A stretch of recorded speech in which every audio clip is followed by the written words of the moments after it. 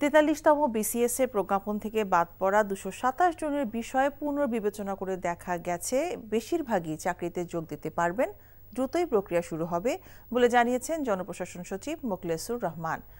সচিবালয়ে ৪৩তম বিসিএস এর প্রজ্ঞাপন থেকে বাদ পড়াদের পুনর আবেদন নিয়ে বৈঠক শেষে এসব বলেন তিনি।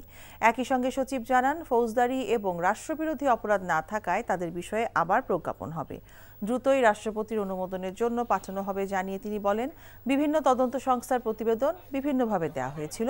মহার্ঘ ভাতার বিষয়ে অর্থ মন্ত্রণালয়ের পেনশনভোগী সহ সব সরকারি চাকরিজীবী দ্রুতই পাবেন এবং তা এই অর্থ বছরেই পাবেন বলেও জানান জনপ্রশাসন সচিব। ২২৭ জনকে দিয়ে আমরা পুনর্বিবেচনা করার জন্য আমরা যেটাকে বলি ইনভেস্টিগেশন অথবা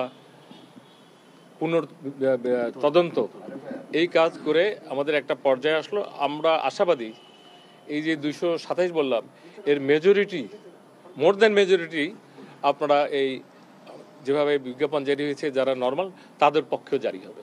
এটা একটা সময়ের ব্যাপার, just it is ongoing process.